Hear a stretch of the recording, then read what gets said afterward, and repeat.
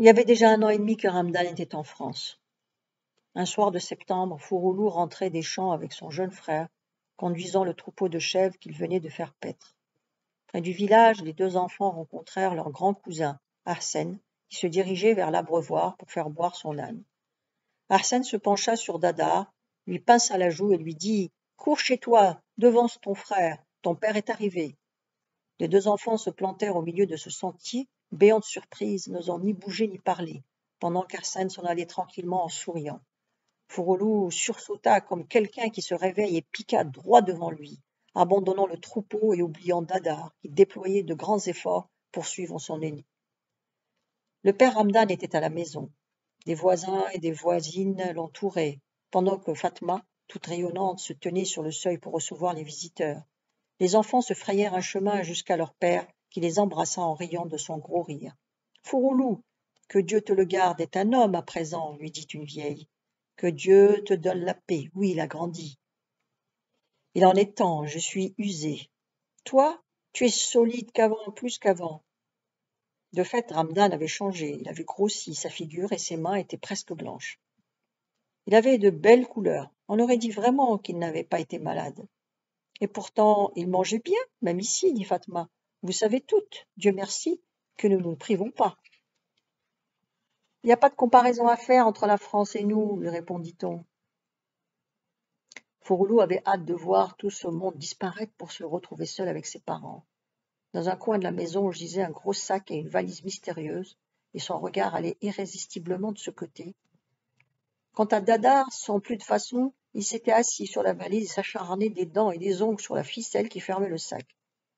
Par pure jalousie, Zazou voulut l'en empêcher, et il en résulta une bagarre qui attira pendant un moment l'attention des grandes personnes.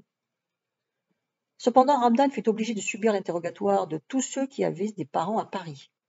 Il répondait à tous avec complaisance et remit quelques commissions dont on l'avait chargé. L'individu qui sortait l'an dernier à la grande satisfaction des enfants fut l'oncle Lounis.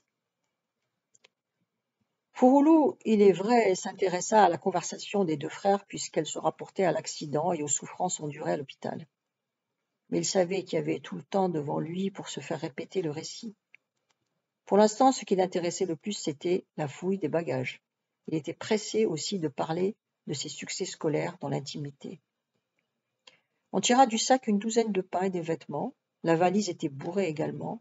Les pains furent coupés en morceaux et répartis entre les voisins.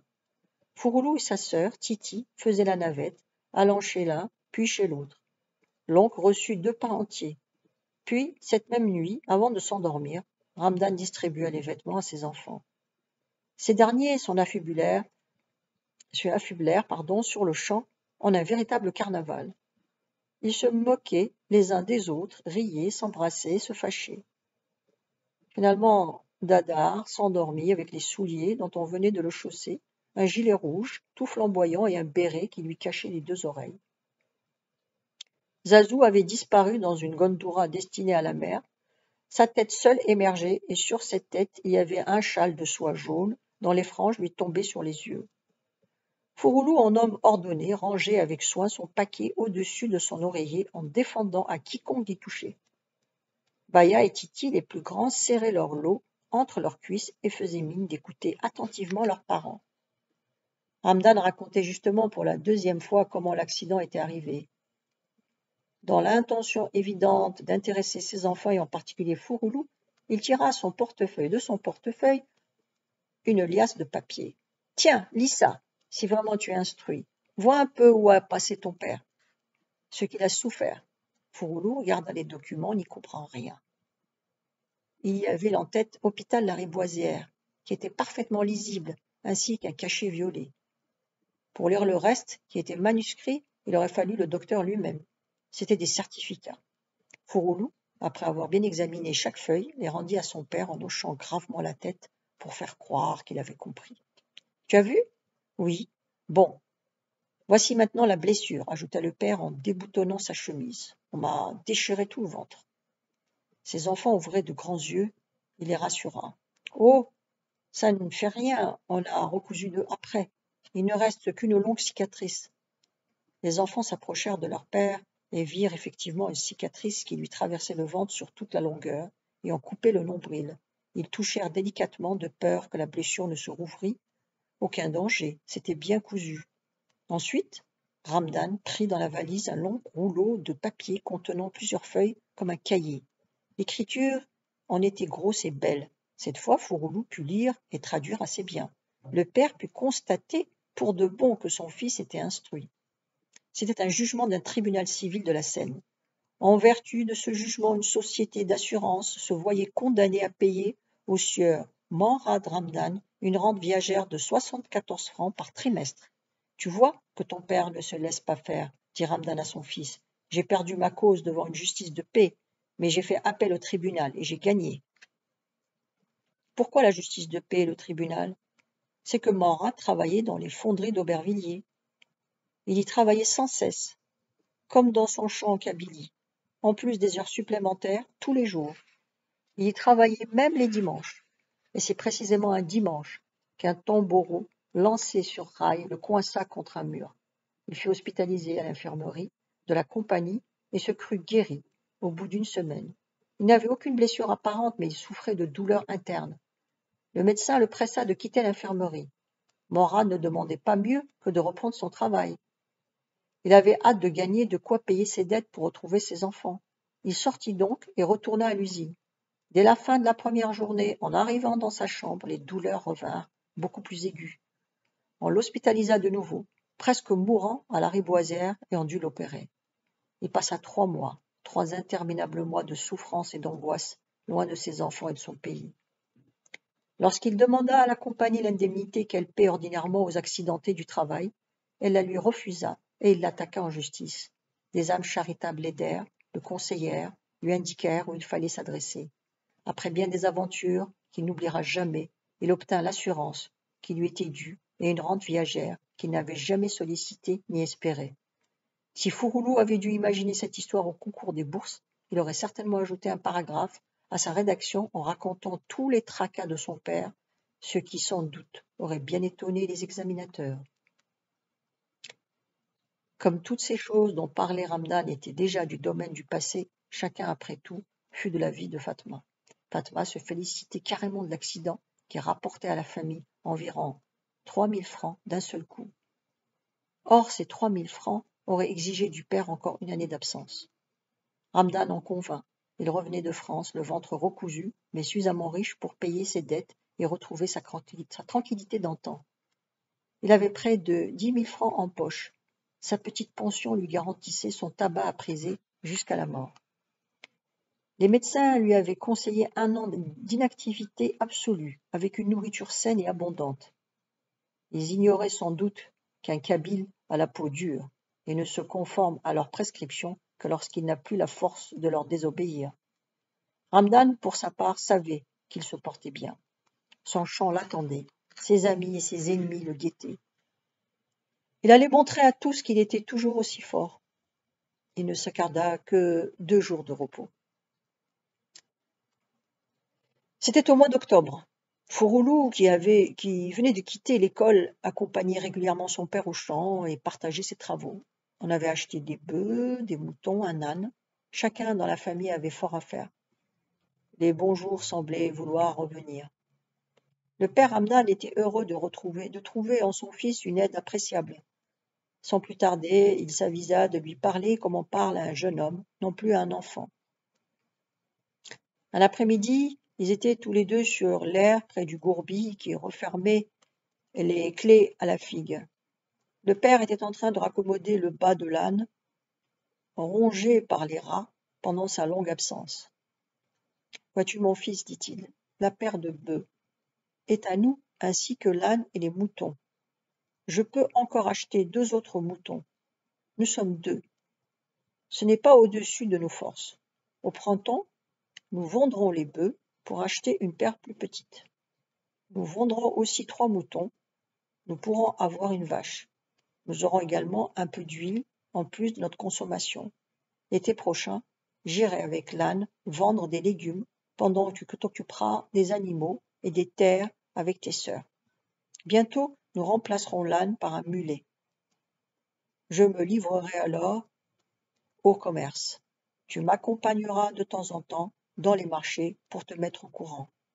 Je crois que grâce à Dieu, nous ne serons plus malheureux. » Au fur et à mesure que le père développait ses projets, Fouroulou le suivait avec surprise.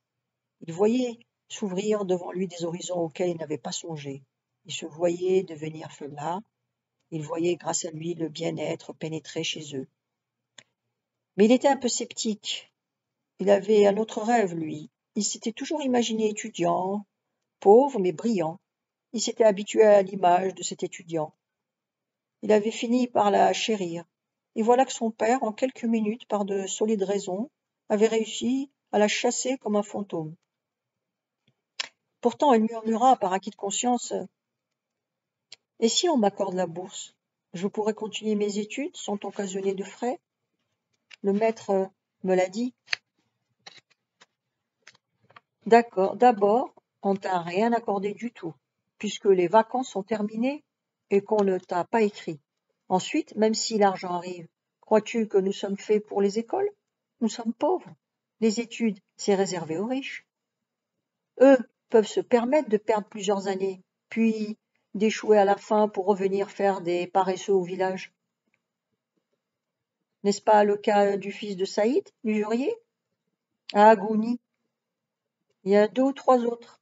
Je me suis renseignée. C'est très difficile, les Français ne donnent pas de place pour rien. Tandis qu'en restant ici, tu rapporteras autant que moi, et nous ne manquerons de rien. Dans 2 ou 3 ans, tu seras assez fort pour aller travailler en France. Tu verras alors qu'avec tes 2 certificats, tu te débrouilleras mieux que nous tous. Tu ne connaîtras pas les misères que j'ai connues. C'est très beau la France, tu verras. Tout. Tu comprendras tout. À ton retour, nous te marierons. Telle est la vie que je te propose. C'est la seule qui nous convienne. Ton frère grandira, tu le guideras. Tes sœurs se marieront. Tu me remplaceras en toutes choses et je pourrai mourir tranquille. Fouroulou écoutait silencieusement et admirait cette sagesse. Quand son père parla de mariage, il baissa la tête rouge de honte. Ramdan avait les yeux sur le bas qu'il cousait. Il avait fini de parler. Il n'y avait rien à répliquer puisque la raison sortait de sa bouche. Ils se turent un moment, chacun réfléchissant à ces graves paroles. Puis Ramdan indiqua à son fils un travail à faire. Fouroulou se leva docilement et s'éloigna. Le soir, en rentrant au village, ils trouvèrent une lettre du directeur du collège de Tizi Ouzou, annonçant que la bourse était accordée et qu'une place était réservée aux nouveaux boursiers qui devaient se présenter sans retard. C'est ainsi que le hasard aime à éprouver les gens.